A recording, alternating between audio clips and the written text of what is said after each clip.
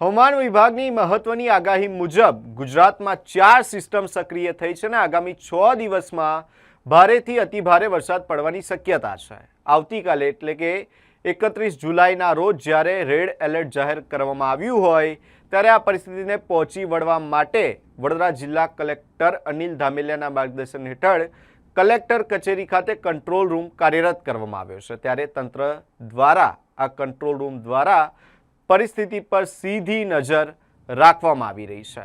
ખાસ કરીને 31 જુલાઈના રોજ વડોદરા, અમદાવાદ અને સુરત સહિત 8 જિલ્લાઓમાં અત્યંત ભારે વરસાદને લઈને રેડ એલર્ટ જાહેર કરવામાં આવ્યું છે। જ્યારે આજે વડોદરા અને આસપાસના વિસ્તારોમાં વીજળીના કડાકા, 40 કિલોમીટર પ્રતિ કલાકની ઝડપે પવન અને ભારે વરસાદને પગલે ઓરેન્જ એલર્ટ આપવામાં આવ્યું છે। સંભવિત વરસાદી પરિસ્થિતિને ધ્યાનમાં રાખીને વડોદરા જિલ્લા કલેક્ટર અનિલ ધામેલિયાના માર્ગદર્શન હેઠળ કલેક્ટર કચેરી ખાતે કંટ્રોલ રૂમ કાર્યરત કરવામાં આવ્યો છે। તંત્ર દ્વારા પરિસ્થિતિ પર સીધી નજર રાખવામાં આવી રહી છે। જિલ્લા વહીવટી તંત્રએ નાગરિકોને બિનજરૂરી મુસાફરી ટાળવા, નીચાણવાળા વિસ્તારોમાં ખાસ સાવચેતી રાખવા અને જરૂરી ન હોય તો ઘરની બહાર ન નીકળવા પણ અપીલ કરી છે અને તંત્રની સૂચનાઓનું પાલન કરવા જણાવ્યું છે। નમસ્કાર દર્શક મિત્રો, હું છું આપણી સાથે રવિ સિંધા। વડોદરા શહેર તેમજ આપવામાં આવ્યું છે હવામાન વિભાગની આગાહી મુજબ જે અતિ ભારે વરસાદ થવાની જે સંભાવના છે તે અત્યારે વ્યક્ત કરવામાં આવી રહી છે। હવામાન વિભાગ દ્વારા જે પ્રમાણે આગાહી વ્યક્ત કરવામાં આવી છે તે જ મુજબ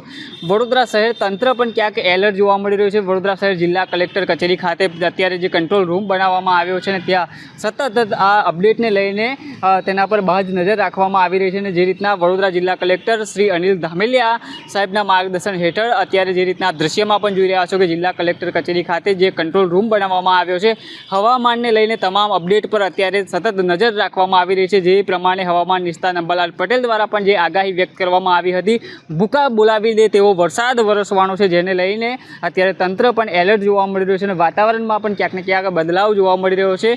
30 તારીખથી લઈ 6 દિવસ સુધી આ આગાહી વ્યક્ત કરવામાં આવી છે, જેમાં 6 જેટલા જિલ્લાઓમાં રેડ એલર્ટ આપવામાં આવ્યું છે, ઓરેન્જ એલર્ટ આપવામાં આવ્યું છે અને જે ભારે વરસાદ થવાની શક્યતા વ્યક્ત કરવામાં આવી રહી છે। હાલ જે રીતના આપ દ્રશ્યમાં જોઈ રહ્યા છો વડોદરા જિલ્લા કલેક્ટર કચેરી ખાતે પણ જે કંટ્રોલ રૂમ બનાવવામાં આવ્યો છે ત્યાં સતત જે આ હવામાનને લઈને અપડેટ અત્યારે ત્યાં લેવાઈ રહી છે અને તમામ જે સૂચનો છે તે અહીંયાથી કરવામાં આવી રહ્યા છે। સુરક્ષા સાવચેતીના જે સૂચનો છે તે ક્યાંક ને ક્યાંક કરવામાં આવી રહ્યા છે અને જે રીતના હવામાન દ્વારા આગાહી વ્યક્ત કરવામાં આવી છે, ભૂકા બોલાવી દે તેવો વરસાદ વરસવાનો છે, જેને લઈને તંત્ર પણ અત્યારે સજ્જ જોવા મળી રહ્યું છે।